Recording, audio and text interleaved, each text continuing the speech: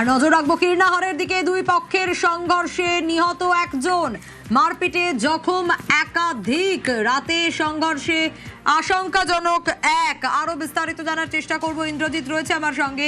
ইন্দ্রজিৎ, কীর্ণাহারে দুই পক্ষের সংঘর্ষে একজনের প্রাণ চলে গেল, কি এমন পরিস্থিতি তৈরি হলো সেখানে?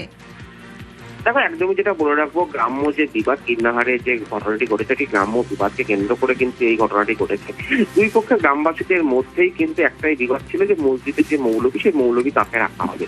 সেই নিয়েই কিন্তু দুই পক্ষের যে গ্রামবাসী, তাদের মধ্যে বিবাদ সৃষ্টি হয় এবং বিবাদের ফলে বচসা থেকে কালকে কিন্তু একদম হাতাহাতিতে শেখ মাসুদ বলেন যিনি নাম, তিনি কিন্তু একদম নেতৃত্ব দিচ্ছিলেন এই আন্দোলনটির, বিক্ষোভটির। এবং তখনই তাকে কেউ বা কারা পেছন থেকে এসে ধারালো অস্ত্র, এমনকি লাঠি, বাঁশি বেধড়ক মারধর করে।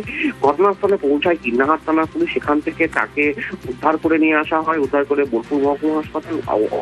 তার অবস্থার আশঙ্কাজনক ছিল এবং বর্ধমান মেডিকেল কলেজে স্থানান্তরিত করা হয়। বর্ধমান নিয়ে যাওয়ার পথে তার মৃত্যু হয়। এছাড়াও ঘটনায় আরো বেশ কিছু কিন্তু আহত রয়েছে তারা, তাদের কেউ সিয়ান হাসপাতাল, কেউ বর্ধমান মেডিকেল কলেজে ভর্তি রয়েছে। ইতিমধ্যে পুলিশ তদন্ত শুরু করেছে এই ঘটনার সঙ্গে কারা জড়িত রয়েছে এবং তাদের খোঁজ চলছে। বেশ।